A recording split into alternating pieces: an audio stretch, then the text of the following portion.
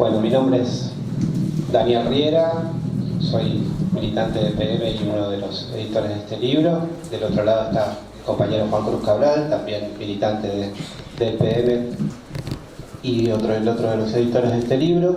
Y a mi lado está el compañero Pablo José Hernández, autor de este libro. Vamos a pedir un aplauso para el compañero.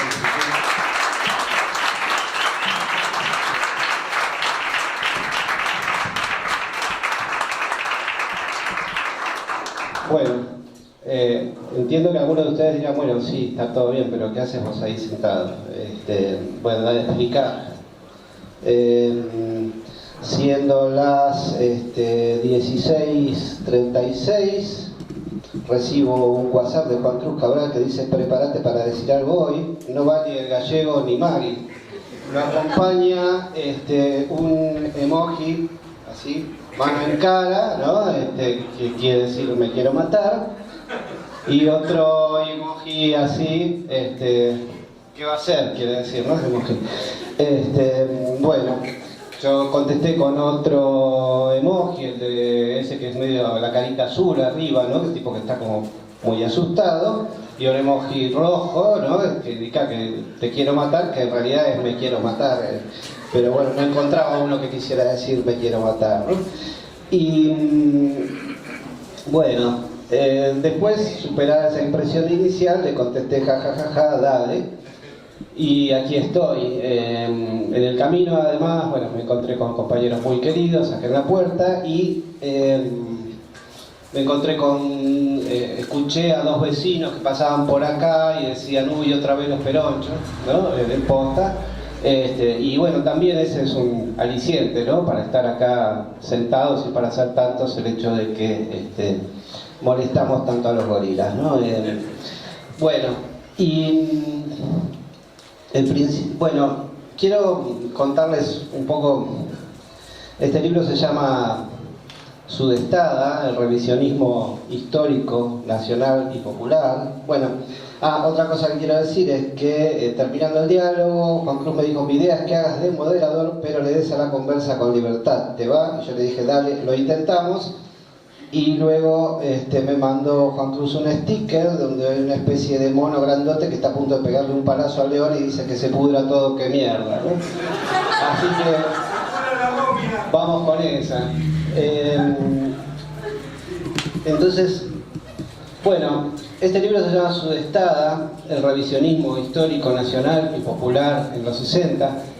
Si bien habitualmente asociamos, y este libro también lo hace, la palabra, el término revisionismo histórico a una nueva mirada sobre el significado de Juan Manuel de Rosas en la historia y en la política argentina, yo por una sola ocasión en lo que pase de esta charla voy a asociarlo con un término de una manera más amplia. Voy a tomar esa asociación de una manera más amplia, como la posibilidad de revisar cosas que no fueron dichas tal cual nos fueron dichas, como nos fueron dichas en su momento. Y voy a contar una anécdota personal que me vincula a este libro. Trabajando en la edición de este libro, leyendo el texto de este libro, me entero que la editorial Sudestada publicó en su momento un libro de quien fuera gobernador de la provincia de Buenos Aires durante el segundo gobierno de Perón, el compañero Carlos Aloé. Un libro que se llama Gobierno, Proceso, Conducta. Entonces, describe Pablo en su libro sobre Sudestada que Aloé era una especie de intelectual revisionista y que había decretado feriado en la provincia de Buenos Aires el aniversario de la vuelta obligado, y habla de que en este libro él, bueno, tal como el título lo indica, analiza tanto su trayectoria política como las acusaciones de las que había sido objeto durante la Revolución Libertadora. Y yo me quedé pensando ¿qué sabía yo de ese personaje histórico? ¿Qué sabía yo sobre ese compañero antes de adentrarme en la lectura de este libro? Sabía sí que había sido gobernador durante el segundo gobierno de Perón, pero ¿qué más sabía? Y bueno, yo a mi viejo lo quería mucho, pero era un tremendo gorila. Mi viejo me había convencido de que Aloe era una especie de iletrado absoluto, una especie de bestia, un tipo que se comía las heces, que había chistes de Aloe, que era un burro total, y resulta que era un intelectual que había escrito no uno, no dos, 3 libros, ¿no? Y que además tenía una postura sobre la historia argentina muy especial y que formaba parte de una corriente revisionista y había escrito y además esos libros se habían publicado en ediciones de autores, es decir que se había pagado de su bolsillo la edición de esos libros en el afán de decir su verdad. Y bueno, eso me llevó a investigar y a seguir buceando en la vida de Aloe y descubrí que una entrevista televisiva en la cual concede a Aloe en la década del 70 delante de su muy profusa biblioteca, ¿no? En fin,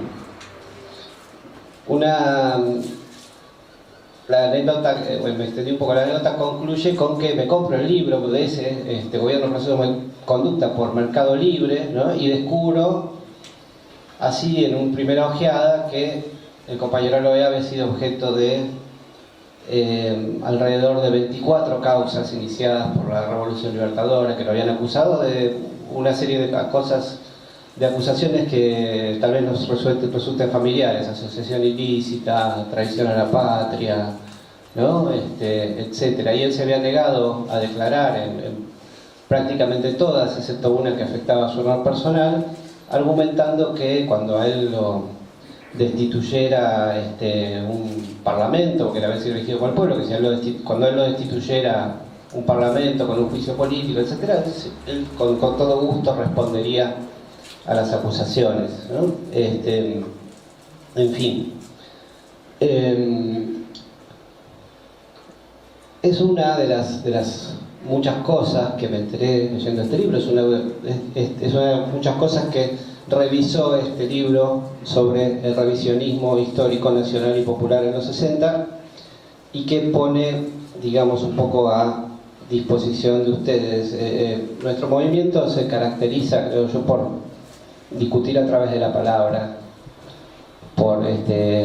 empezando por nuestro fundador, ¿no? Por Juan Domingo Perón, por poner palabras a las ideas, por expresarlas y por dejarlas para la posteridad, y por una serie de pensadores, bueno, ustedes los conocen mejor que yo, ¿no? Jauretche, Scalabrini Ortiz, Hernández Arrey, el Colorado Ramos, historiadores como Pepe Rosa, bueno, los mismos fundadores de esta editorial, que no solo eran editores, eran también escritores muy buenos: Eduardo Luis Duhalde, Rodolfo Ortega Peña. Y este libro un poco da cuenta de eso, ¿no? Dice Juan Cruz en el prólogo, y vamos a seguir hablando de eso con quien lo escribió, que no hay, que un poco el corpus reunido por Eduardo Luis Duhalde y por Rodolfo Ortega Peña en esta editorial tan prolífica, que muestra un poco que dejaron en claro a través de ese corpus que no puede haber en nuestro país un nacionalismo que no sea popular, y no puede haber una izquierda que no sea nacional, ¿no? Y que bueno, que la síntesis que ellos lograron, digamos, a partir de, perdón, la síntesis que ellos lograron a partir de su, vamos a silenciar para que no vuelva a ocurrir, a través del corpus de la editorial, refleja un poco eso. Y dice Arturo Jauretche, en la primera frase del texto de Pablo, a modo de acápite, creo que se llama, lo nacional es más ancho que la pequeña fracción y por su calle va un tráfico muy variado. Entonces, bueno, vamos a empezar, digamos, luego de esta modesta introducción, que tengan en cuenta que todo esto arrancó a las 4:30 de la tarde de hoy. Vamos a empezar preguntándole al autor por qué decidió, una pregunta muy sencilla y muy básica, pero me parece muy importante, ¿por qué decidió escribir este libro y con qué se encontró? Digo, porque estamos hablando de con qué se encontró al revisar aquel corpus 4 o 5 décadas después de haber sido producido. Es decir, vos no sé qué contacto cotidiano tenías con esos libros, pero digo, tuviste que empezar a revisar todo un material que llevaba décadas, y en qué se parecía a tu recuerdo y qué observaciones retrospectivas hiciste, ¿no? Al verlo, diferentes de las que te produjo en su momento. No sé si es muy larga la pregunta, pero bueno, haz lo que puedas. Bueno, buenas noches a todos y a todas. En primer lugar, está acá. Tiene una agujero la mesa. Tenemos que pegar. Vamos a tratar de no electrocutar. La trampa. Claro, acá hay un agujerito en el medio justamente. Y lo taparon con la bandera. Bueno, vamos a tratar de contestar esta pregunta y a lo mejor yéndonos un poco para atrás, porque me parece, con la molestia que se han tomado todos ustedes en llenar este salón, ¿no? Incluso con la cantidad de gente parada que hay, merecen que uno no solo reflexione bien a fondo, sino lo que corresponde también es que vaya al fondo de su cuestión, incluso personal.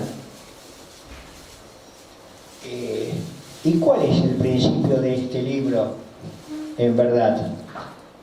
Me voy muy atrás. Me voy a 1952, al 15 de febrero, que es el día que yo nací. ¿Y dónde nací? Nací en el Hospital Rivadavia, porque la mejor salud en aquel momento era la salud pública, precisamente.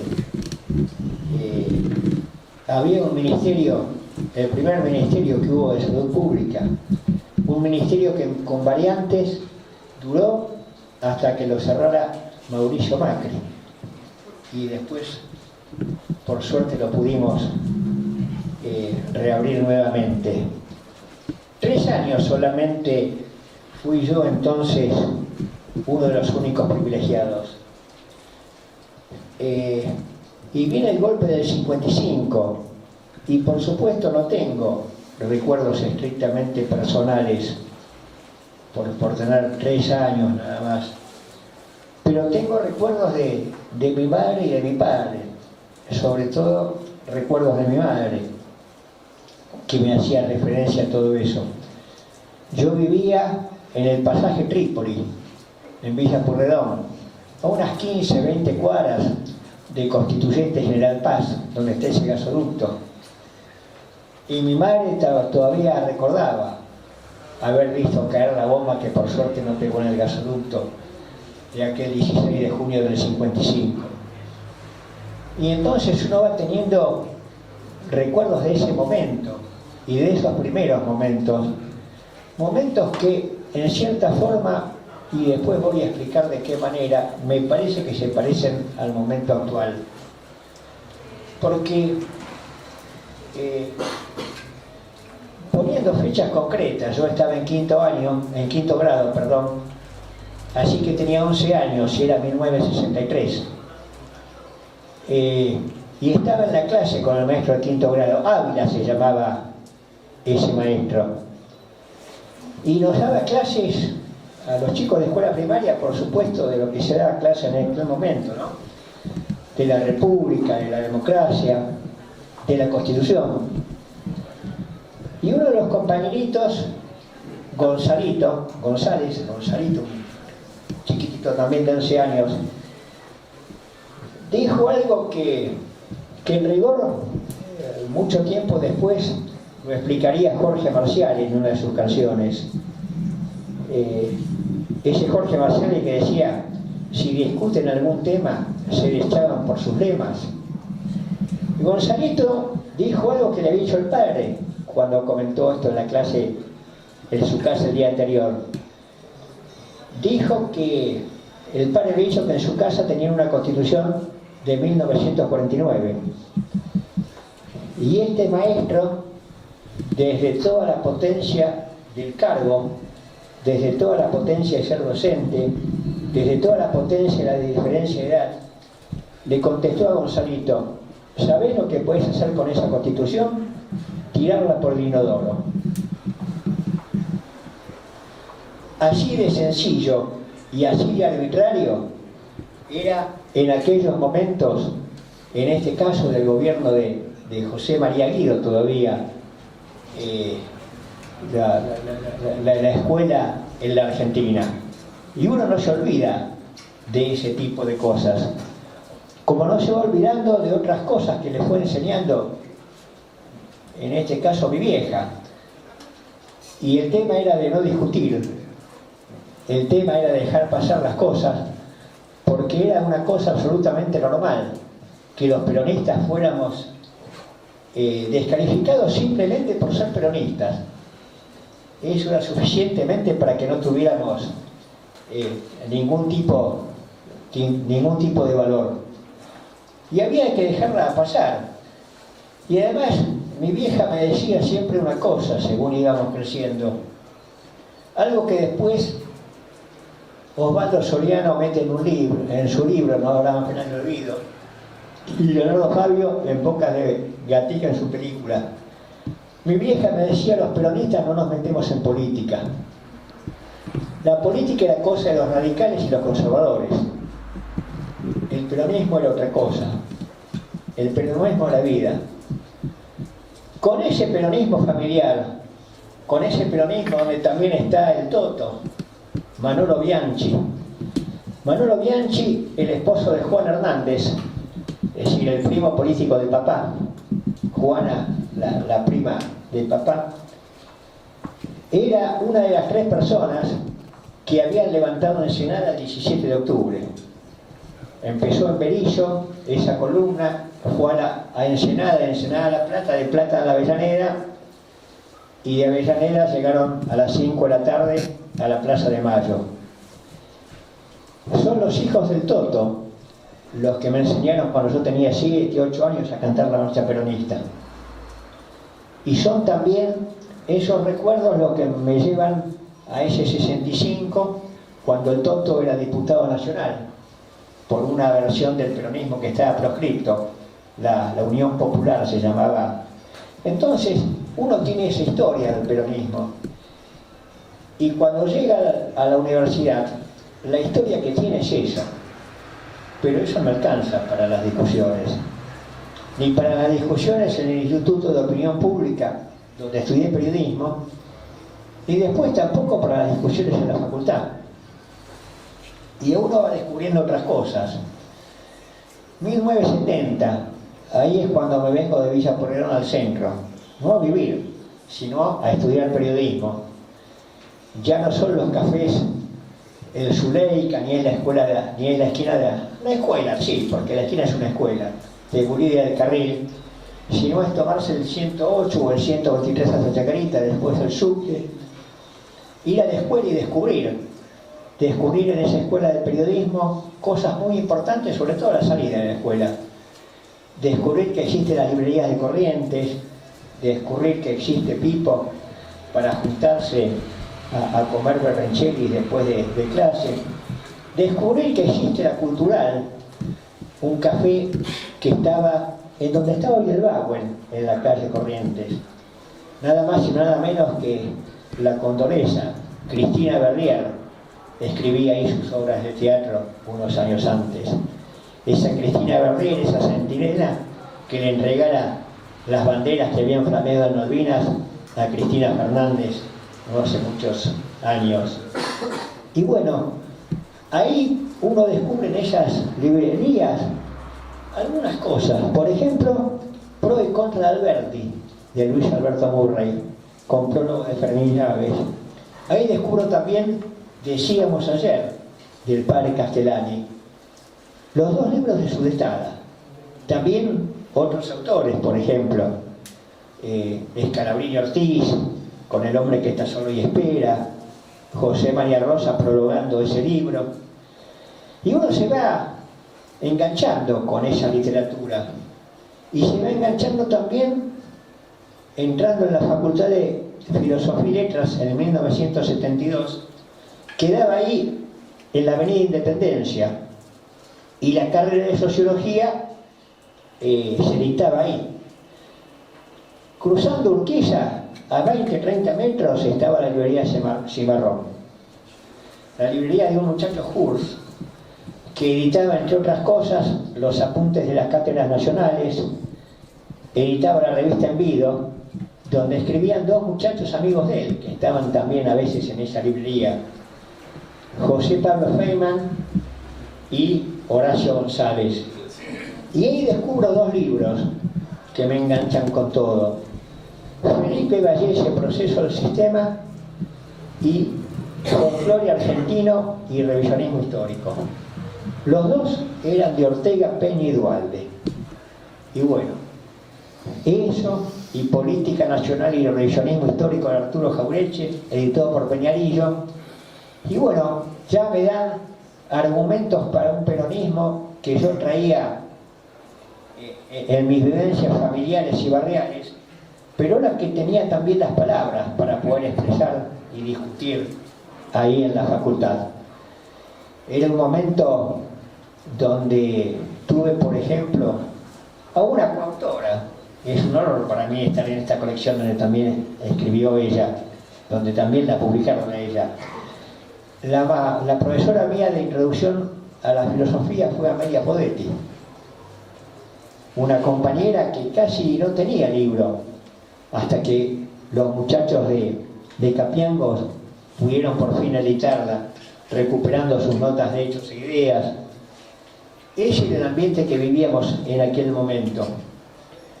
Ese era el ambiente que tenía dos cosas distintas. Por un lado, la apertura en cuanto a partir del 65-66, sobre todo el 66, cuando hay un golpe y se cierra la política, se abre un poco la historia para dar batalla, y por otro lado seguía todavía eso de ser menos simplemente por ser peronista. Bueno, así descubrí a Sudestada. Ahí yo no tenía la menor idea de que eso iba a seguir así, pero ahí empecé a escribir este libro. No sé si te alcanza esta respuesta. Bueno, buenas tardes a todos y a todas. Como ya escucharon, ni Magdalena ni el Gallego vienen por distintos motivos. Magdalena no se sentía bien, y el Gallego tenía una reunión que era más importante que todos nosotros, lo cual, más allá de que uno se desencante la posibilidad de escucharlo al Gallego en estas circunstancias que siempre brilla. Sí, era una reunión importante, verdaderamente, no podía decir que no. Sí, mandó un saludo, sí, pidió su disculpa para todos los que estaban presentes, y Magdalena mandó un mensaje que me pidió que leyera, y lo voy a leer pronto, pero antes quiero, en primer lugar, mencionar a algunas personas que están acá. Primero, a Carolina López Feijó, que es artífice de este libro. Le pido un aplauso grande porque le puso mucha garra, mucho trabajo, y la verdad que trabajamos juntos, trabajamos bien, la verdad que buenísimo. Y hay otras personalidades, está Marcelo Duhalde, a quien agradecemos su presencia muy especialmente. Todas las personas que están acá, y bueno, nos honra que estés acá, Marcelo. El compañero Gochi Metón, muchas gracias por venir, Gochi.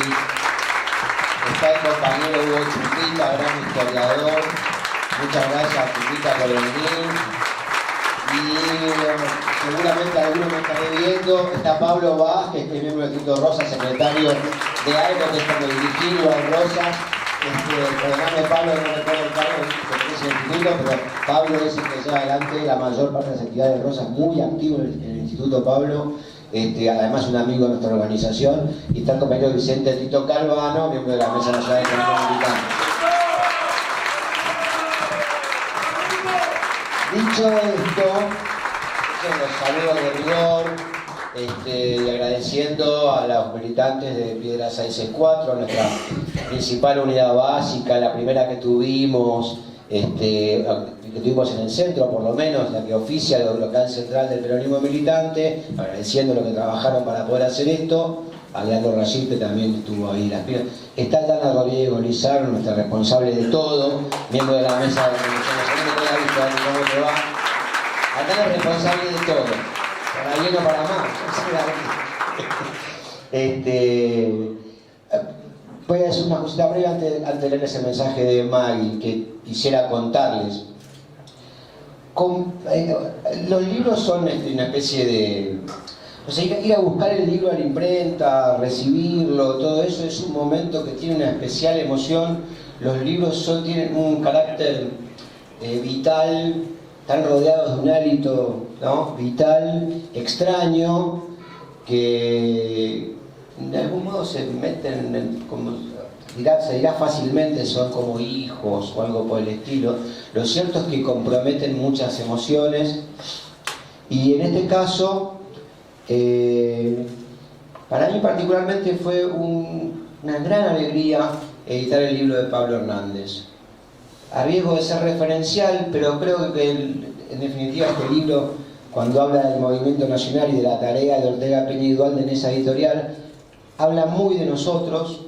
Entonces, a riesgo de ser un poquito autorreferencial, voy a contarles que mis primeras conferencias de política, a las que asistí allá por los años 80, eran en el Centro de Estudios, en el CEDEA, en el Centro de Estudios Argentinos, que entre otros llevaba adelante a Abelardo Ramos, a quien yo conocía de muy pequeño, y de los primeros conferencias que escuché ahí estaba Pablo. Entonces, a la vuelta de la vida, muchos años después, de los 80 por acá, encontrarlo a Pablo en mi patria de adopción, que es Loma de Zamora, y empezar a frecuentarlo, y que charla va, charla viene, apareciese la posibilidad de editar este libro, y que él tan generosamente nos permitiera hacerlo a nosotros desde Capiangos, para mí tiene un sabor especial, como el sabor que tiene,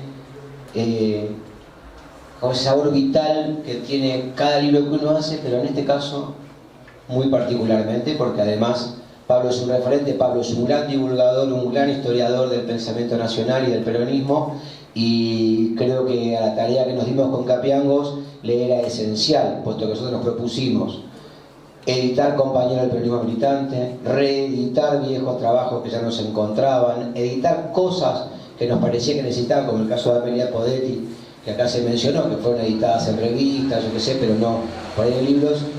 Y para Capiangos tener a Pablo como un compañero más de la editorial, con uno de sus trabajos, es más que un orgullo y particularmente una alegría. Dicho esto, por ahí después tenemos ocasión de hablar algo más.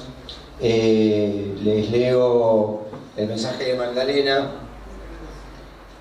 Si me tienen un poco de paciencia, lo busco en un instante. Ahí no se sentía bien, realmente no podía venir. Y bueno, mando este mensaje. Buenas tardes a todos y todas. Lamentablemente no puedo estar ahí acompañándolos. Quiero felicitar al compañero Pablo José Hernández por este tremendo libro que invito a todos y todas a leer. Entender la importancia del revisionismo histórico, la enorme tarea que se dieron Rodolfo Ortega Peña y Eduardo Luis Duhalde con las publicaciones de la editorial Sudestada, que abrieron camino y despertaron el sentir nacional de miles. Como bien se plantea en el libro, la batalla Discúlpenme, pero apenas que lo leo. Como bien se plantea en el libro, la batalla cultural y el revisionismo histórico es el arma ideológica con la que contamos quienes nos formamos desde una concepción nacional, antiimperialista y popular. Me siento muy orgullosa de nuestra organización, todo lo que el libro plantea está en completa sintonía con nuestra concepción y forma de construir. El Gallego nos habla siempre de la construcción de nuestra organización como una organización de cuadros de combate ideológico. En un mundo donde prevalece el capitalismo extremo, donde prima el individualismo y donde nos quieren hombres y mujeres despojados de nuestra historia, la edición de este libro y la tarea militante son actos revolucionarios. Es nuestro deber formarnos y formar para dar las discusiones ideológicas necesarias, que es la manera en que engrosamos y dotamos de musculatura al movimiento nacional conducido por Cristina Fernández de Kirchner. Para finalizar, cito al compañero Juan Cruz Cabral, comillas: en países como los nuestros, sometidos a las presiones del imperialismo y expoliados por sus aliados de la oligarquía vernácula, las luchas populares requieren de construcción de soberanía política nacional, tanto como las luchas nacionales precisan imperiosamente las reivindicaciones populares. Cierra la comilla. Sigamos construyendo organización, siempre con vocación movimentista. No hay nacionalidad sin justicia social. De pensamiento es la guerra mayor que se nos hace, ganémosla a pensamiento, José Martí. Les mando un abrazo fuerte y peronista a cada uno y una y pido disculpas por no poder estar ahí acompañándolos. Me hubiera gustado mucho poder ser parte de ese panel de lujo. ¡Viva la patria! Maggie. Nos la perdimos a Maggie acá, porque es una gran oradora, siempre lindo escucharla. Bueno, como bien mostró Juan Cruz, bueno, hacer un libro es un trabajo de equipo. Él saludó requiere, por supuesto, primero, en principio, del talento del autor y de su trabajo, pero luego hay como una gran máquina en este caso de compañeros que se ponen en marcha. Bueno, él la nombró a Carolina y yo quería saludar, que está por ahí también, acá, bueno, él la nombró a Carolina, que trabajó en el diseño, y yo quería también saludar a Maylén Cervera, que hizo las fotos de la tapa hermosa, la foto del autor.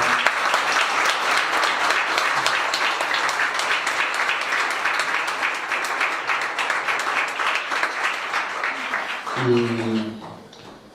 bueno, aunque una parte de la pregunta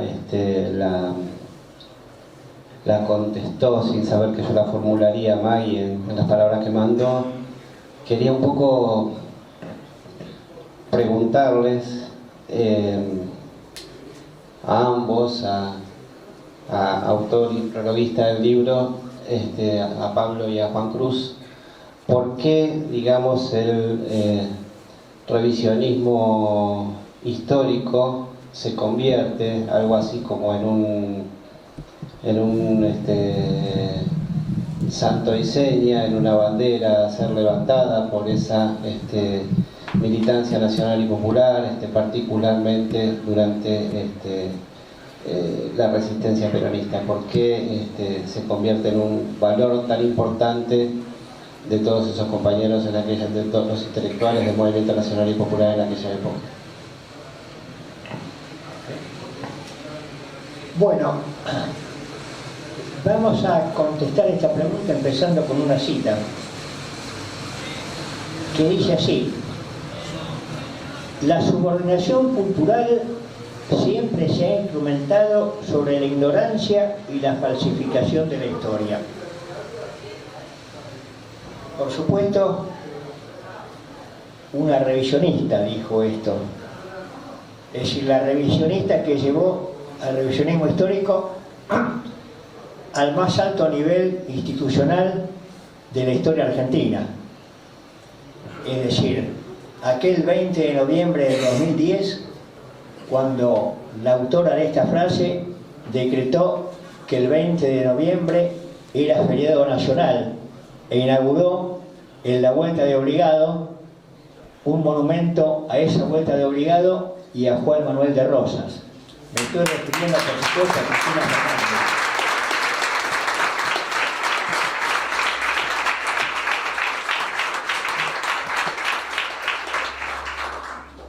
¿Cómo surge la reivindicación del revisionismo? la historia es un poco paradójica. Y no son revisionistas precisamente los que nos dieron la mano mayor, sino fueron dos gorilas de aquellos, Aramburu y Rojas. Ellos son los que en el 55 hablaron de que esta era la de Perón, había sido la segunda tiranía. Y entonces la gente empezó a preguntarse, ¿y cuál fue la primera? Y la primera fue la de Rosas. Y entonces concluyeron con lógica, y Rosas debe haber sido un buen tipo y un buen gobernante. Y entonces toda aquella tarea que habían empezado en la década del 30, hombres como José María Rosa en la provincia de Santa Fe con la creación del Instituto de Estudios Federalistas, o un poco más acá en el 38, pero ya en Buenos Aires, hombres como Julio Irasusta y también José María Rosa y el capitán de fragata Cabalda, fundando el Instituto y Manuel Gálvez, fundando el Instituto de Investigaciones Históricas Juan Manuel de Rosas. Y bueno, eso que venía siendo una cuestión de lucha muy desde abajo, alcanzó una gran popularidad. Muy de abajo hasta el punto que durante la década peronista eran muy pocos los dirigentes peronistas que eran revisionistas.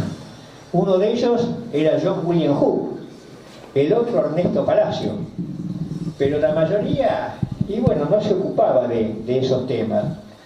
A partir de esa reivindicación, a partir de que estaba prohibido la foto de Perón, y en los sindicatos empezó a colgarse el cuadro de Rosas. Aquí hay muchos jóvenes, seguramente bien informados, pero hay algo que me parece que tiene sentido que se lo repita, aunque ellos ya lo sepan, porque hay algunos que a lo mejor no lo saben.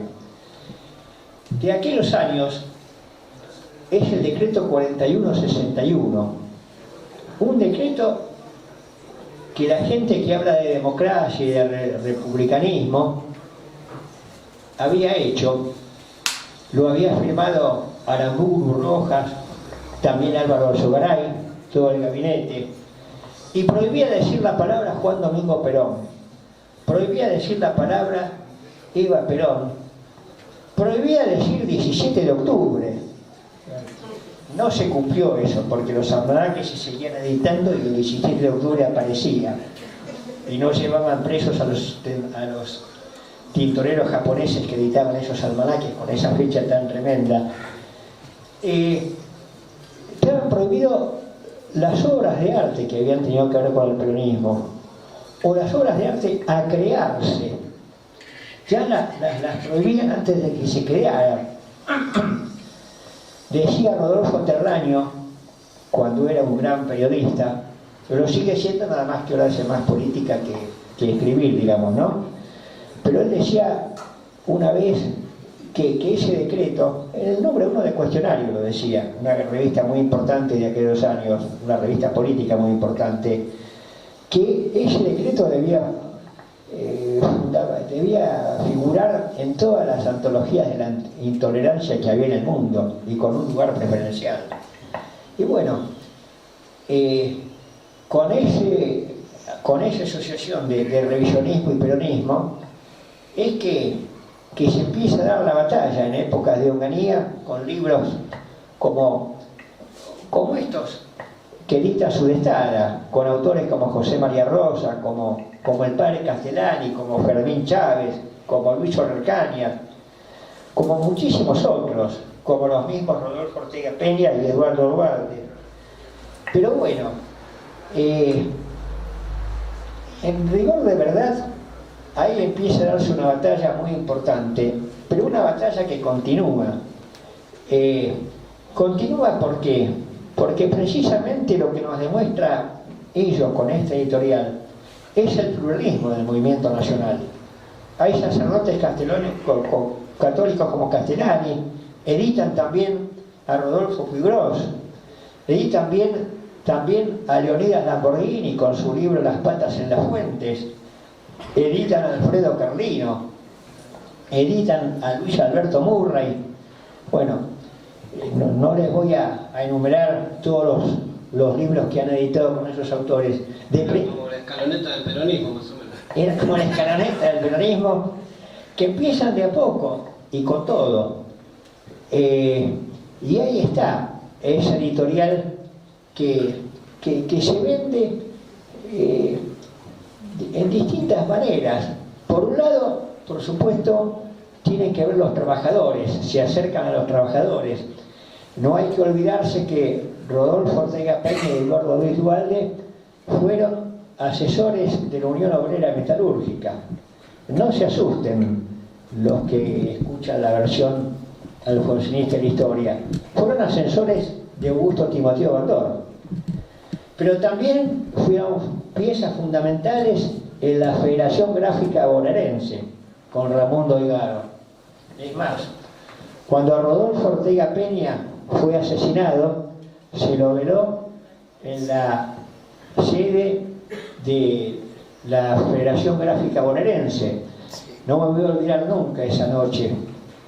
Yo había ido con Nana, con Naifi, una amiga y compañera militante de aquellos años, y habíamos ido, y me acuerdo de la compañera de Rodolfo Ortega Peña, con la cinta adhesiva en su labio, porque uno de los balazos le había arrancado el labio, y ahí estaba ella de pie frente al cajón de Ortega Peña. Y no estaba Eduardo Duhalde en ese salón, estaba en un salón contiguo, porque en medio del dolor, pero sabiendo que la lucha continúa, estaba escribiendo el discurso que pronunciaría al día siguiente. Y bueno, por eso estos libros no son papel, estos libros son carne y espíritu en nosotros, en los que militamos en aquellos tiempos. Así siguió la historia, hasta que mucho tiempo después, en el 2010, en Navarro, exactamente en los campos donde fue fusilado el coronel Manuel Dorrego, tuve la inmensa alegría de ser convocado para el Congreso de Revisionismo Histórico que se hacía allí, y precisamente tanto Ortega Peña como Duhalde habían escrito un libro, El asesinato de Dorrego, que uno había leído. En la contratapa de ese libro había una crítica muy elogiosa del padre Leonardo Castellani, por ejemplo. Y a mí me tocó compartir la mesa con un muchacho, Enzo Regali, que iba a hablar sobre Abelardo Ramos, con Eduardo Duhalde, que iba a hablar de Ortega Peña, y me correspondía a mí hablar de José María Rosa. Y yo empecé diciendo lo siguiente. Empecé diciendo que si bien yo tenía que hablar de José María Rosa, iba a tomarme algún minuto de mi charla para hablar de Rodolfo Ortega Peña y Eduardo Duhalde, porque precisamente José María Rosa de alguna manera había sido el maestro de ellos en el revisionismo, pero que yo necesitaba hablar de ellos dos porque con los libros de Sudestana yo había empezado a formarlos, y tenía los libros de Sudestana, y dije, exagerando, tenía también la colección de Militancia, la revista que editaban, e inmediatamente me corregí. Digo, no, en rigor no la tengo, la quemé en marzo del 76, y con su humor maravilloso, Eduardo Luis Duhalde me dijo, y lo bien que hiciste, convocando la risa de toda la gente, seguida también por un aplauso. Esa fue nuestra historia. Eso nos demuestra otra vez que la historia es carne y espíritu. Somos lomenses nosotros y citamos a Eduardo Luis Duhalde, pero cuando citamos a Duhalde el bueno, ¿no? Somos vecinos cerca, pero bueno, yo vivo en la calle Boquerón. El otro Duhalde vive en la calle Ramón Falcón, ¿no? ¿En qué otra calle podría vivir? Y bueno, aquí estamos otra vez en estos momentos tan difíciles. Cuando se dictaron esos libros, los de Surestada, y años antes, nuestro jefe, el general Perón, no era reconocido como general, porque había sido degradado. Estaba condenado en cualquier cantidad de juicios por los jueces y la Corte Suprema. Había sufrido también un atentado, lo habían querido matar.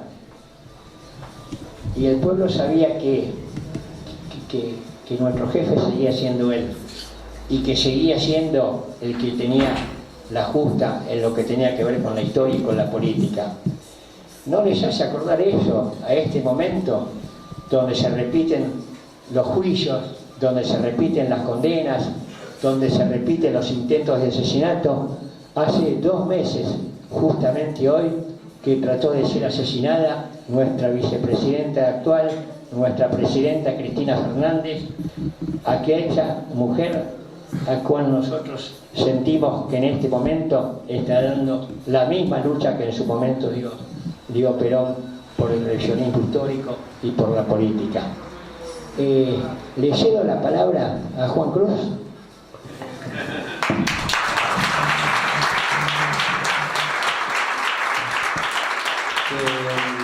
Arrebaté el micrófono porque el compañero Marcelo me había hecho un gesto como que quería hablar, ¿sí? ¿Le entendí bien? Adelante, compañero, bienvenido.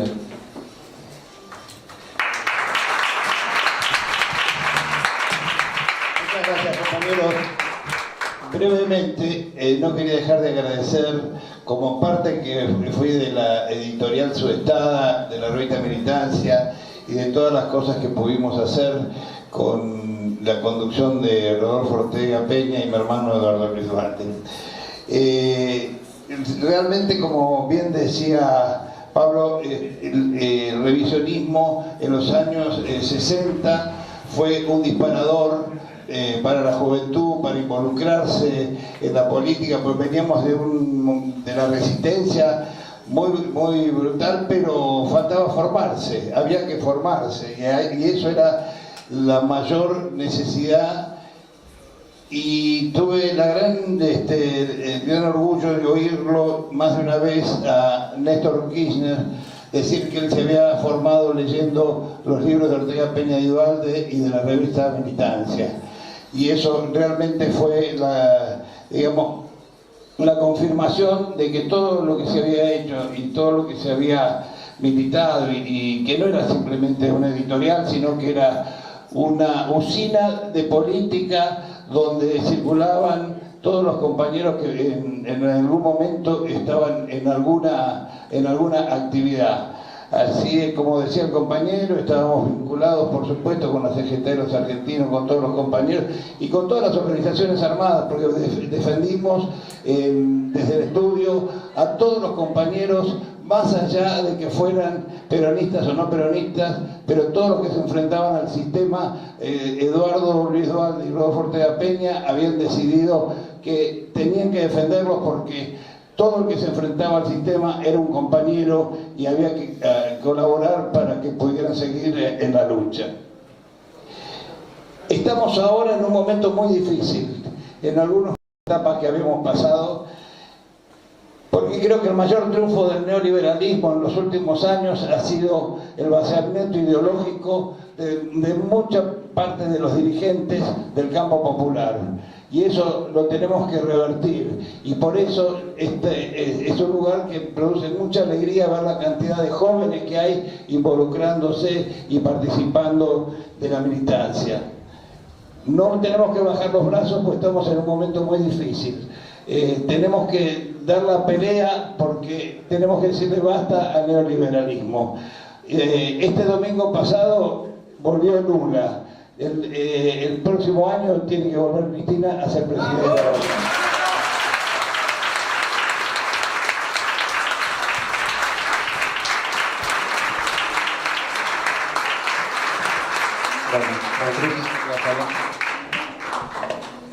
Después vamos a abrir un poco a si alguien más quiere participar.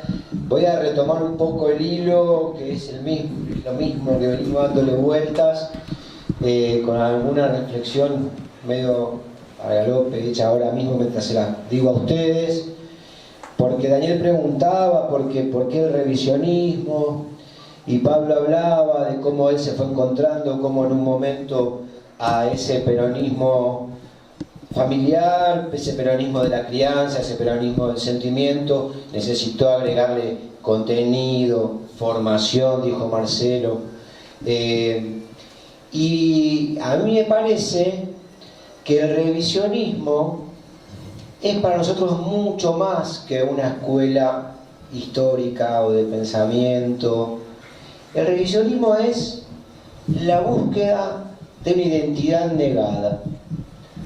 Es decir, nuestro país, como habrá otros seguramente, sufrió desde el siglo XIX, desde el principio del siglo XIX o mediados del siglo XIX, pero desde siempre en realidad,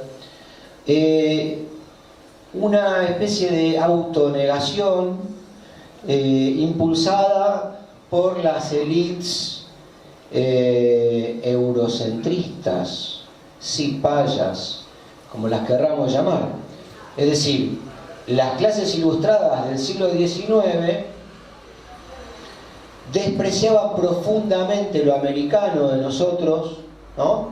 Muy profundamente, y se miraban en un espejo del que ni siquiera podían recibir una imagen valedera, que era el espejo europeo.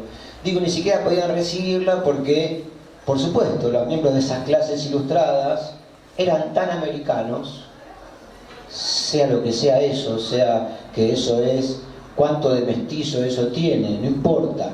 Eran tan de acá que ese espejo europeo no les devolvía nunca su propia imagen, era un imposible.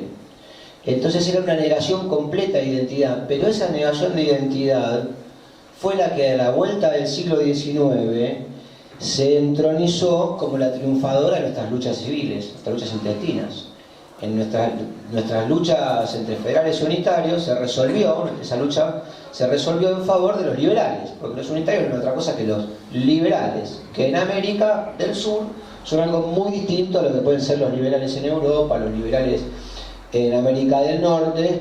Son una ideología comprada en el almacén, ¿no?, por el cliente, pero el manual escrito por el almacenero. O sea, los liberales nuestros tienen la particularidad de que, a diferencia de los liberales de otras latitudes, nunca se propusieron proteger, por ejemplo, el trabajo nacional, la industria nacional. Nunca se lo propusieron, porque en vez de imitar lo que hacían, en vez de tomar el ejemplo, y más bien hacían lo que los liberales de otras latitudes nos decían que había que hacer. No hacían lo que hacían los otros, hacían lo que decían que teníamos que hacer. Eso que era el libre comercio. En ese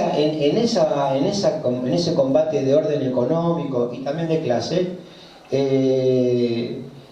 los liberales fueron instituyendo en la Argentina una ideología de la dependencia, una ideología del autodesprecio, ¿no?, una ideología de la negación.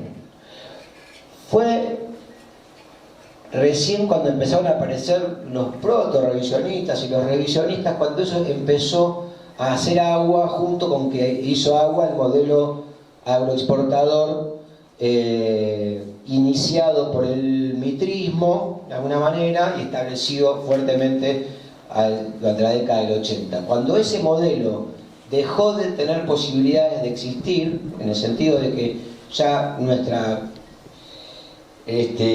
nuestro colonizador, Inglaterra, nos abandonaba y no nos compraba, cuando dejó de existir, esa sociedad entró tan en crisis que pudo hacer pie el revisionismo histórico, que tiene elementos previos, porque el revisionismo histórico no es otra cosa que la búsqueda del pensamiento nacional que ya existía en el siglo XIX, por eso retoma autores de todo tipo, como José Hernández, como Saldías, como va retomando y va construyendo, inclusive retoma el mejor Alberdi en algunos casos. Y lo que es eso es una búsqueda de identidad. Y la identidad es, a su vez, la posibilidad de construir, y el revisionismo eso trabaja muy bien, algunas identificaciones. Es decir, yo soy, pero también soy como, soy en el otro, soy, ¿no?, un modo de ser también la identificación con esos grandes luchadores de la historia nacional, ¿no? que permanentemente estamos buscando. Y en el revisionismo aprendimos, creo yo, a buscar en la historia esas claves que nos permiten identificarnos con luchas pretéritas, no para evocarlas, sino para invocarlas, si me permiten el juego. ¿No? Para traerlas acá hasta nosotros, ponerlas en juego, ponerlas en actividad y que sea nuestro sustento para las luchas contemporáneas. Entonces, en cada una de esas etapas, particularmente la del 55 al 73, no podía ser de otra manera, porque si se nos negaba la identidad, no podíamos decir Perón, 17 de octubre, eso es una negación de la identidad, otra vez. Ni silbar la marcha. Ni la marcha, ni cantarla, ni silbarla, ¿no? Si se nos negaba la posibilidad de ser, ¿no? La posibilidad de tener una identidad, ser identificados también por los demás, naturalmente tenía que haber una búsqueda por cuál es esa identidad para poder ponerla en el centro de la lucha política. Y esa búsqueda requería no cercenarse ninguna de sus componentes, requería esa tarea de orden nacional, ¿no? Y entonces eso es lo que estas editoriales como Sudestada y otras que hubo en la época, porque la época es la época de oro del pensamiento nacional. Lo que va del 55 al 73 es sin duda la época de oro del pensamiento nacional. Las grandes obras del pensamiento nacional son de ese periodo, son del 56, 57 en adelante. O sea, algunas habían sido panfletos o pequeños libritos que tomaron más cuerpo en ese tiempo en el que los nuestros no podían participar ni de la gestión. Jauretche no era más funcionario, podía dedicarse el tiempo a estudiar, a escribir, ¿no? Pasaban esas cosas. Entonces, eso para mí, esa búsqueda de la identidad, para nosotros, los peronistas, los del movimiento nacional en general, es constante porque en realidad el aparato cultural nos vive negando esa identidad una y otra vez. Nos trata como si fuéramos, y a veces nosotros nos lo creemos, ¿no? El movimiento de los ágrafos, ¿no? Como si fuéramos una ilusión, ¿no? Por ejemplo, a Cristina la dejaron desde el 2015, Cristina ya no vuelve más, ¿no es cierto? Pero es por una negación de nosotros eso, nos niegan. Entonces es natural que nosotros natural y necesario, que estemos buscando esa identidad permanentemente, para poder identificarnos y para que nos identifiquen, para mostrarnos nosotros como lo que somos, que es esa vocación integradora de lo popular, esa vocación integradora de la nación. Nosotros somos eso, somos los que intentamos, nosotros no nos pueden hablar de unidad, nadie nos puede hablar de unidad nacional a los peronistas. Si hay una fuerza política en Argentina que se propone la unidad nacional, ese es el peronismo, ese es el movimiento nacional, que se piensa desde todos, ¿no? Desde todas sus vertientes, desde todas sus posibilidades en realidad, desde todo lo que tiene adentro, que es capaz de integrar lo diverso, que es lo que hace Sudestada.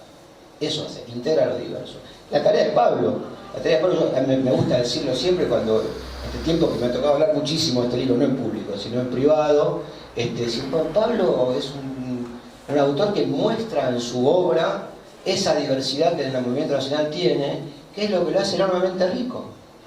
Pero no porque tenga de todo, sino porque integra todo y construye una identidad que no es sectaria ni puede serlo.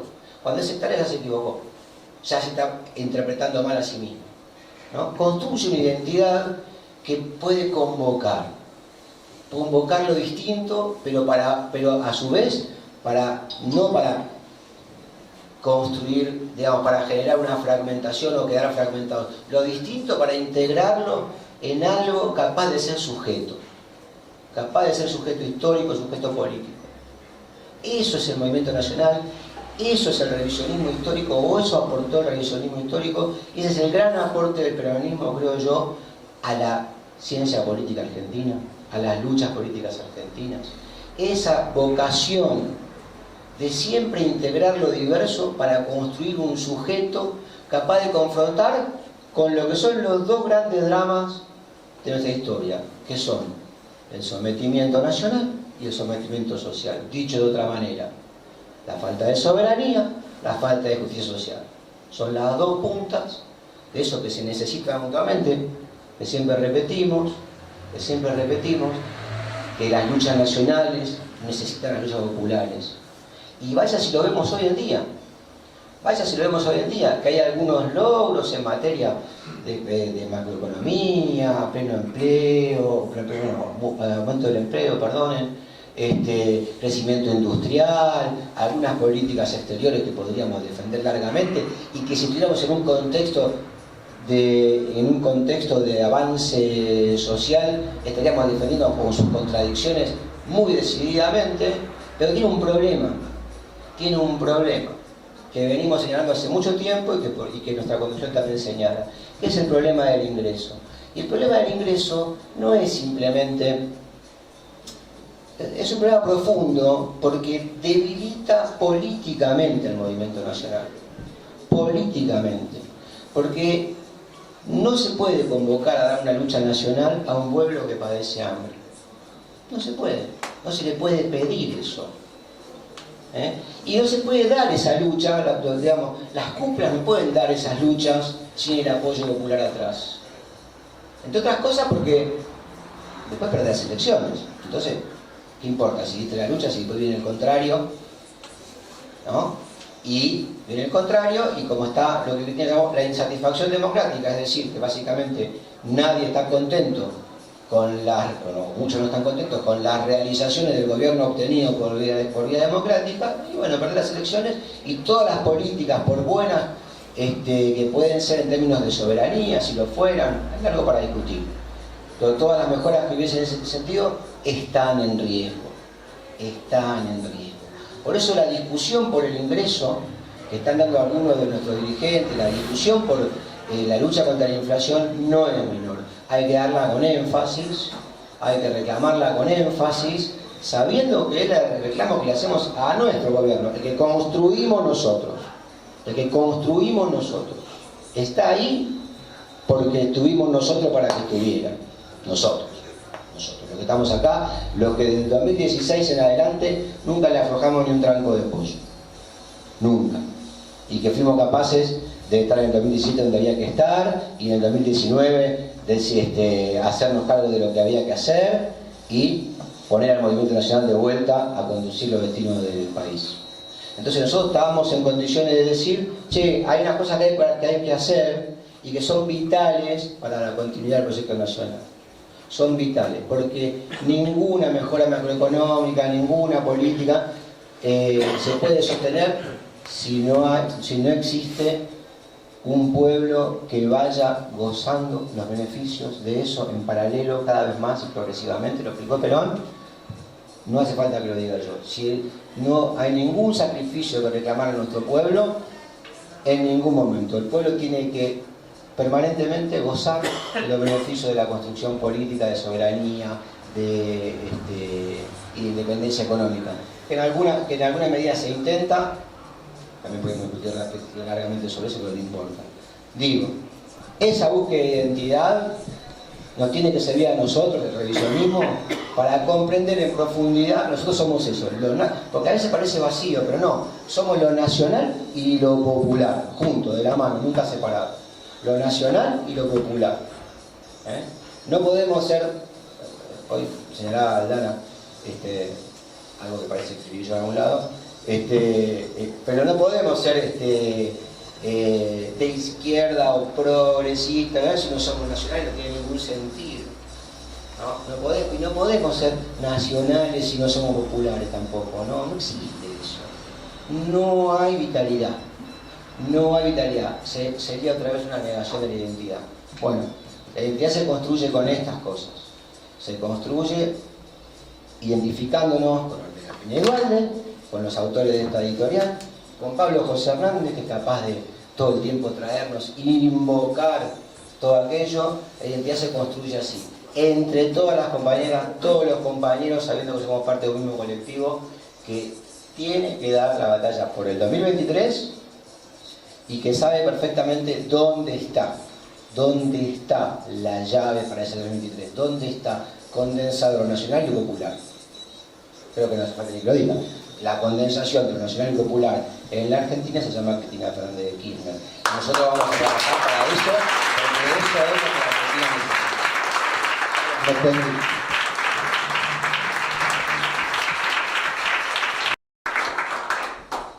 Son las 8:15 y me gustaría que pudiesen hablar ustedes con el autor. Me parecía, sin embargo, que quedaba una cosita, digamos, no menor a sumar a esta descripción. Bueno, aprovecho también para decirles que cuando termine la charla el libro va a estar disponible aquí en la puertita y lo pueden comprar si lo desean. Es importante que se los recuerden. Pero me parecía importante también destacar, para que no quede como que Sudestada era solamente no es poco, ¿no? Pero no era solamente una editorial dedicada a la política y a la historia, sino que también era una editorial que tenía narrativa, que tenía poesía, que tenía teatro, donde se publicaron obras de Bernardo Cordon, de Campos, de Leónidas Lamborghini, de Alfredo Carlino, y quería un poco preguntarle a Pablo cómo interactuaban, digamos, dentro de esa colección, esas obras de ficción, de teatro, de poesía. Interactuaba, en verdad, porque la vida no se puede separar. Interactuaba, en verdad, porque el peronismo siempre es vida. Y siempre es vida quiere decir que es los libros, pero quiere decir también que es la fiesta, quiere decir que es la cultura, quiere decir que es la canción, quiere decir que es el protagonismo de los hombres y de las mujeres. Entre los libros que edita Sudestada hay uno de Jaén, La Juventud Argentina y la Emancipación Nacional. Por un lado estaba Galimberti en ese grupo. En ese grupo estaba también Carlos Grosso. Y en ese grupo también, aunque por poco tiempo, estuvieron Luis Alberto Spinetta. Y claro, no es una broma esa mezcla. No es una broma porque ahí está el surgimiento del rock nacional en la Argentina, pero en aquel tiempo, con esa necesidad de dividir o de dividirnos que hay siempre, se hablaba del rock comercial y del rock progresivo. Y también era una persona que jugaba hasta el fútbol en el equipo de Sudestada, una de las figuras más importantes de la joven guardia, nada más y nada menos que Mayoranz, el autor de El extraño del pelo largo, la canción que después se convertiría en película protagonizada por Lito Nebbia. Y eso era Sudestada.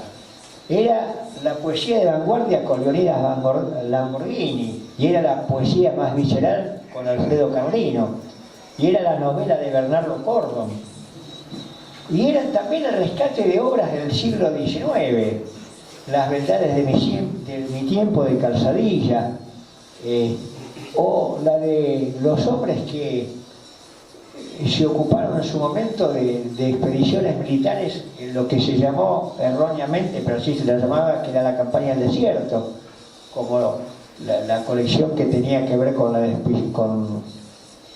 expedición en la Huelhuapí y otros títulos. Esa mezcla era Sudestada, porque esa mezcla era lo cotidiano de la vida. Y el peronismo no es una cosa que está la vida por un lado y está la militancia por el otro. En el peronismo no hay diferencia entre la militancia y la vida. Son las 24 horas de militancia. Cuando estamos en reuniones políticas, cuando escribimos, cuando comemos, cuando hacemos el amor, cuando dormimos y cuando soñamos. No separamos una cosa de la otra.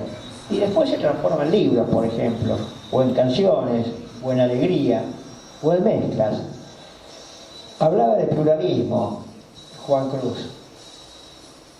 Acá está muchísima gente joven. Es sorprendente que siga habiendo tanta gente joven que adhiere al peronismo y que milita con todo como cuando éramos jóvenes nosotros. Eso es una gran alegría. Pero también hay gente que fue joven hace muchos años acá. No puedo nombrarlos a todos, pero tampoco quiero nombrarlos a todos.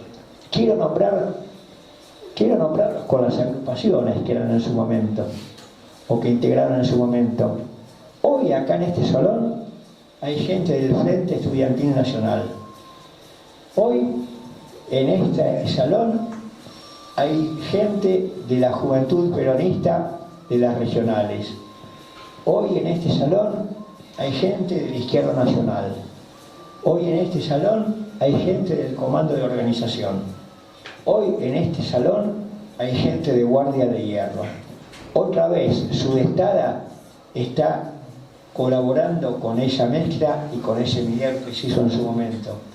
Porque Rodolfo Ortega Peña y Duhalde fueron abogados de todos los que hubo que defender.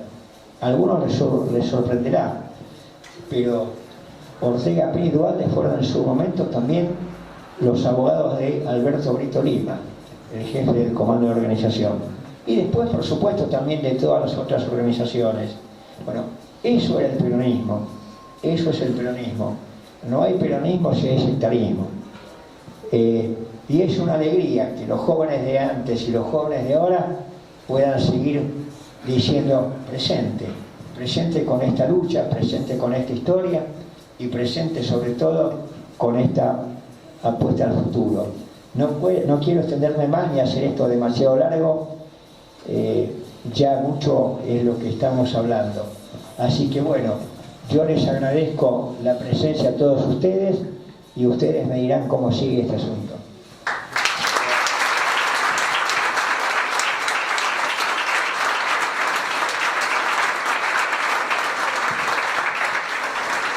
Bueno,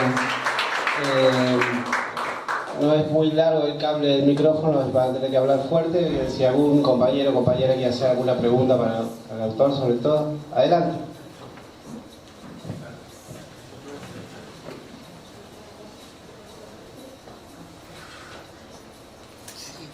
¿Qué tal? Buenas noches. Bueno, yo soy Franco, milito en la Comuna 12.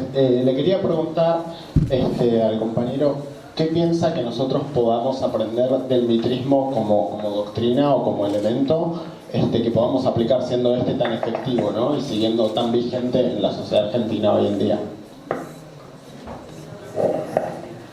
Bueno, yo decía que el peronismo mezcla todo, ¿no? Y mezcla los recuerdos. Lo escuchaba al compañero, lo veía con su pullover y me acordaba de Johnny Tedesco. Precisamente pullover es tan entusiasta como eso. Sos viejo, Pablo. Soy viejo. Eso es lo que ya están aportando. Esa alegría, ese desenfado hasta en la vestimenta. Pero, ¿qué es lo que puede aportar el peronismo en la actualidad? Bueno, por empezar yo diría que... Me corrijo, sí. me corrijo porque el compañero lo que dijo, pero lo preguntó, es qué puede aportar el mitrismo en cuanto a qué metodológico, es lo que usted está diciendo. Si hay algo de lo metodológico que fue, ¿no? ¿Del mitrismo? Mitrismo como construcción de la historia que pueda ser tomado para dar esa batalla cultural. Bueno, lo primero de todos es lo más importante, me parece a mí. Lo que podemos aprobar y rescatar y tratar de reemplazar el mitrismo en eso, que nos obligaría a cambiar de nombre, porque nosotros siempre hablamos de revisionismo. ¿Y qué significa eso? Que el mitrismo se quedó con el centro del ring, y nosotros lo que tenemos que tomar es el centro del ring.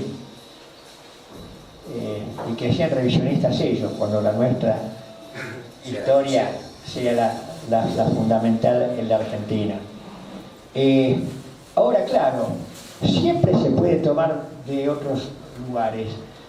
El mismo José María Rosa rescataba de Bartolomé Mitre, que aunque parcialmente, pero por lo menos se había ocupado de hacer una historia que se basara en documentos. Y en ese sentido sigue siendo vigente eso, que debe basarse en documentos. Pero también yo creo que hay hasta otras facetas de Mitre que podemos rescatar nosotros. ¿Por qué? Y porque nosotros es la historia total la que vivimos. Y es la historia total de la Argentina la que tenemos que rescatar, por lo menos en lo que sea de rescatable. Nos decía Raúl Scalabrini con mucha razón que los ferrocarriles se habían construido como una telaraña que desembocaba todo en el puerto de Buenos Aires. Sí, y eso es verdad, no lo negamos, eso es verdad. Pero también hay algo que podemos rescatar de esa telaraña, que fueron de alguna manera una forma de integración de la Argentina, y fueron también las que sirvieron a la creación de pueblos.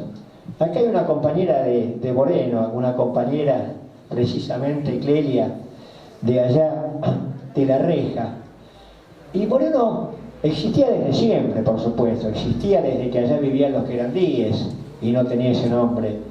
Existía desde que ahí iban a pastorear las caballadas de Juan Manuel de Rosas. Existía desde que San Martín y Belgrano cruzaban ahí para ir por sus destinos de combates militares, o en el caso del Belgrano, parando en las acuadas de Álvarez, como un alto en el camino cuando fue a Rosario para crear la bandera argentina.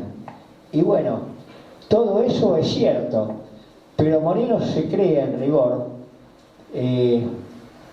cuando el ferrocarril llega a Moreno.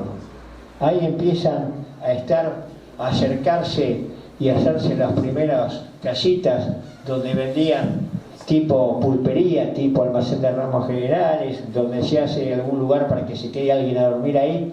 Y bueno, ese es el Moreno de la actualidad. Ese es el Moreno que nos da con el correr de los años, y a partir de aquel inicio, alguien que hizo alguna de las mejores canciones de amor del mundo, ¿no? El autor del Viejo Matías, Víctor Heredia, de allá del Paso del Rey, o Eve Ward, aquella mujer que vivía en sus últimos años no demasiado lejos de acá, en Almagro, pero que hizo algunos de los mejores libros, las mejores novelas y los mejores cuentos de la Argentina. Esa Eve Ward, que tiene varios de sus textos que transcurren precisamente también en Paso del Rey. O ese Moreno, donde se instala durante 3 años como alumno de un colegio pupilo, el Instituto Fay, un Instituto Fay que obligaba a hablar incluso hasta el inglés, y escribe algunos de los mejores cuentos de la historia de la literatura argentina que transcurren en el colegio Fay, donde fue 3 años pupilo. Esos cuentos se conocen como la saga de los irlandeses, y ese autor se llama Rodolfo Walsh. Así que siempre podemos sacar cosas, incluso del mitrismo. Lo que hay que comparar, por supuesto, son los documentos con la realidad, y saber también que los documentos escritos, uno, ya vienen condicionados cuando son escritos. Todo es subjetivo. Pero 2, que también hay una historia oral, 2 o 3, que también hay una historia que cuentan los vecinos, que hay una historia que cuenta las cosas, los hechos, los lugares. Y en ese sentido, nosotros tenemos que ser, y esto lo decía también con mucha claridad Jauretche, nosotros tenemos que adueñarnos de todo, pero no con un sentido de propiedad privada, sino con un sentido de apropiarnos para saber que todo lo que forma parte de la nación argentina puede ser leído también con ojos nacionales. Es decir, ¿cómo no rescatar a Jorge Luis Borges? No solo a Jorge Luis Borges, que prologó El Paso de los Libres, el libro de Arturo Jauretche. No solo ese Borges, sino ese Borges de sus cuentos, ese Borges de sus poesías, o ese Borges interesante a veces para abrazarlo y a veces para discutir con él. Cuento 2 aspectos y 2 anécdotas distintas. Uno de los escritores de Sudestada, Luis Alberto Murray, se juntaba, lo iba a buscar al departamento de la calle Maipú, iban a caminar por la Plaza San Martín, porque tanto Borges como Luis Alberto Murray eran amantes de la Divina Comedia, y de la Divina Comedia hablaban. Pero también esa familiaridad a Murray, que era periodista, le permitió en el año 72 hacerle un reportaje a Borges con motivo del Martín Fierro,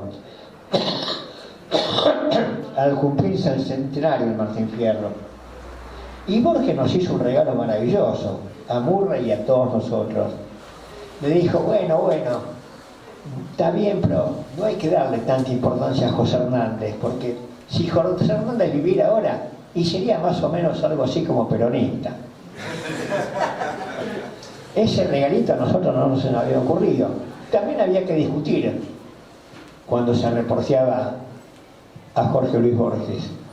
Por ejemplo, cuando fue ese muchacho a hacerle un reportaje a la revista Extra, y la revista Extra, la de Bernardo Neustadt, y Borges le dijo que no había peronistas, que nadie se reivindicaba peronista, y el periodista le tuvo que decir lo siguiente: mire, yo no me presento como tal cuando trabajo de periodista y vengo a hacer un reportaje que tiene que ver con ciertos temas, pero no puedo dejar pasar eso por alto, y quiero decirle que yo soy peronista. Ahí terminó ese reportaje, pero es un reportaje brillante, aunque dura 5 minutos solamente, y se publicó en la revista Extra, de ese periodista maravilloso que fue Dardo Cabo, el jefe de la operación Cóndor de desembarco en Malvinas. Así que siempre tenemos que ir a buscar todo. ¿Cómo no rescatar nosotros a Cortázar, que no podía escuchar los cuartetos de Béla Bartók porque los bombos peronistas le molestaban? Yo a veces tengo que ir a comprar un CD, si todavía existen, para ver qué coño son los cuartetos de Béla Bartók. Pero lo he disfrutado a Cortázar, lo he disfrutado con La Noche de Mantequilla, haciendo un cuento que es denuncia al proceso de la Organización Nacional. Lo he disfrutado cuando escribió sobre el Torito. Lo he disfrutado, y ahí nos sale el localismo otra vez, cuando escribe de Banfield, una de las localidades de Lomas de Zamora. No nos achiquemos con nadie, pero escuchemos y rescatemos siempre a todos, pero desde nuestra visión, o a casi todos. Vuelvo un poco y mezclo a la política. Cuando tuve que contestar hace poco unas preguntas para una revista que está por salir nuevamente, Hechos e Ideas, me decían que hablara del tema de la unidad nacional. Pero la unidad nacional es una metáfora. En rigor nunca puede ser total, pero hay que tratar de que sea lo más amplia posible, no para que estemos de acuerdo, pero para que convivamos por lo menos. Por supuesto, cuando alguien es presidente tiene que decir que gobierna para todos y debe gobernar para todos. Perón mismo lo decía, pero también Perón lo decía, y lo dijo cuando vino en el 73, y que había que lograr lo que él logró, que más o menos el 85, el 90% jugara de este lado. Y él lo ejemplificara de la siguiente manera: afuera quedaban solamente Álvaro Sogaray, Manrique, Ezequiel Martínez, pero el resto, el peronismo, el radicalismo de Balbín, la partida intransigente de Oscar Allende, por supuesto Jorge Alvarado Ramos, todo eso también jugaba de este lado. Ahora hay que lograr otra vez, hay que lograr que los dejemos otra vez en no es más el 10 o el 15%. ¿Cómo lo hacemos? Cada cual como pueda. Yo quiero recomendar lo que hacía yo cuando era chico y lo que me enseñaba mi viejo y mi vieja. No discutamos, no nos peleemos con los vecinos, no nos peleemos con los amigos. Que los dirigentes se peleen con los dirigentes como corresponde.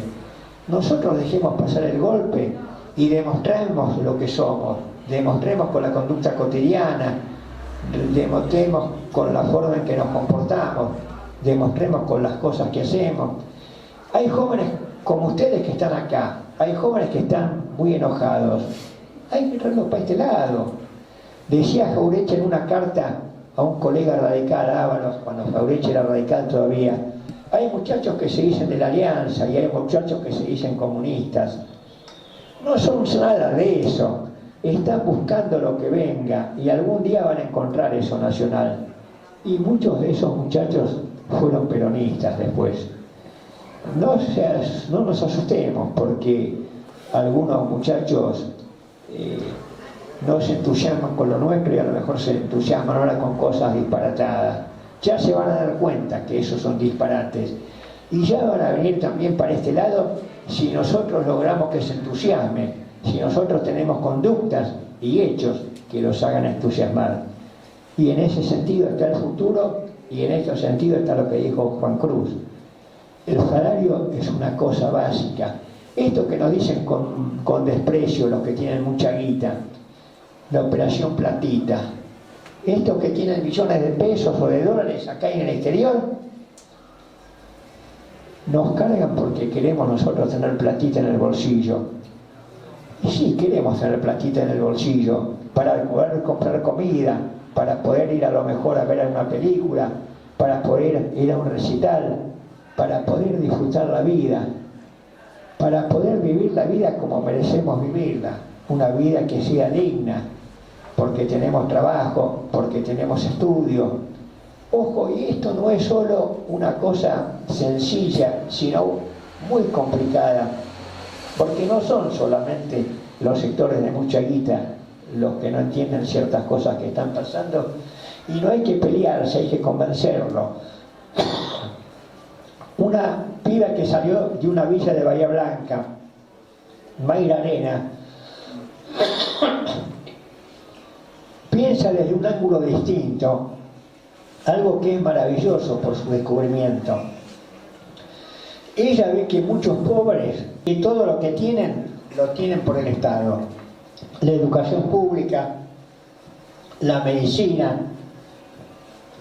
la ayuda social, el hospital público. Y esa gente que solo vive de lo público critica al Estado. Y no hay que enojarse, dice ella, pero hay que explicarlo, que es así. Y que si bien el hospital público anda más o menos en largas colas, en la clínica privada no los atenderían directamente. Y hay hospitales de altísima complejidad. El Hospital del Cruce, Néstor Kirchner, donde gratuitamente se atiende a todo el mundo, empezando por los más pobres. Y si no fuera por eso el Estado, se morirían. Y necesitamos más hospitales públicos, por supuesto, en todos Estados y en la provincia de Buenos Aires. Hubo una gobernadora que dijo que no iba a hacer nunca un hospital en la provincia de Buenos Aires. Es terrible eso. Bueno, estas son las cosas que nosotros tenemos que difundir y las cosas que nosotros tenemos que hacer para que lo que no es nacional se reduzca a un 10 o un 15%. Esta es una presentación de un libro muy importante del cual hemos hablado. En esta básica, todos venimos a parar a esta básica de una manera o de otra, porque quienes no militamos aquí, cuando volvemos de la Plaza de Mayo, dejamos acá nuestras banderas, nuestras tacuaras, nos sacamos una foto, la columna, así que todos le tenemos mucho cariño en particular a esta básica. Y así como esta es una presentación de un libro, es también un acto peronista, así que si les parece bien podemos cerrarlo antes de que ustedes vayan a comprar el libro a la puerta, cantando la marcha peronista.